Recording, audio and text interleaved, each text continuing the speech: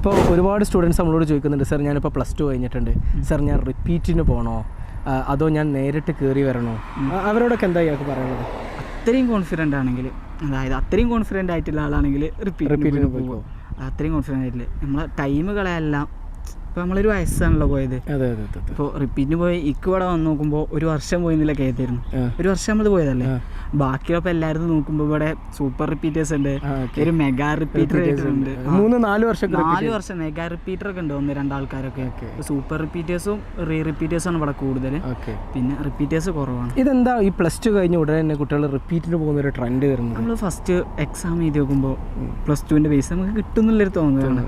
അപ്പോൾ നമ്മൾ പഠിച്ചതാണ്. പക്ഷേ അയക്കാണ് ഇറങ്ങിയ കഴിഞ്ഞാലുള്ളൂ അതിൻ്റെ ബാക്കിയുള്ള കാര്യങ്ങളും എല്ലാം മനസ്സിലാവുള്ളൂ. ടു ബി ഫ്രാങ്ക്, നല്ല സർവീസ് നമുക്ക് കിട്ടിയിട്ടുള്ളത്. എയിം ബ്രിഡ്ജിൻ്റെ സൈഡിൽ നിന്ന് ഇപ്പോൾ കോൺടാക്ട് ചെയ്യുമ്പോഴാണെങ്കിലും നമുക്ക് അതിൻ്റേതായുള്ള റെസ്പോൺസ് കാര്യങ്ങൾ. ഇപ്പോൾ ഇവിടെ വന്നിട്ടാണെങ്കിലും നമ്മളിപ്പോൾ ഒപ്പരമില്ലാത്ത കാര്യത്തിന് ആൾക്കാരുണ്ടായിരുന്നു. A to Z നമ്മളിപ്പോൾ എല്ലാ കാര്യങ്ങൾക്കും ആൾക്കാരുണ്ടായിരുന്നു. പിന്നെ നമുക്ക് എന്തെങ്കിലുമൊക്കെ പ്രശ്നങ്ങൾ ഉണ്ടെന്നുണ്ടെങ്കിൽ വിളിച്ച് കഴിഞ്ഞാൽ സോർട്ട് ഔട്ട് ചെയ്ത് തരാറുണ്ട്. ഗോപിക മാമായിരുന്നു കോർഡിനേറ്റ് ചെയ്ത്? ഗോപിക മാമും ഷാന മാമും. എങ്ങനെയുണ്ട് അവരുടെ സർവീസും കാര്യങ്ങളും? അവർ പക്കയായിട്ട് ഇപ്പോൾ നമ്മൾ എപ്പോൾ വിളിച്ചു കഴിഞ്ഞാലും ഗോപിക മാം അവൈലബിൾ ആക്കി. നമുക്ക് എന്ത് ഡൗട്ട് ഉണ്ടെങ്കിലും, ഞാനൊക്കെ ഡൗട്ട് ചോദിച്ച് ഒരു ബാറ്റിലാക്കിയിരിക്കണം അവരൊക്കെ.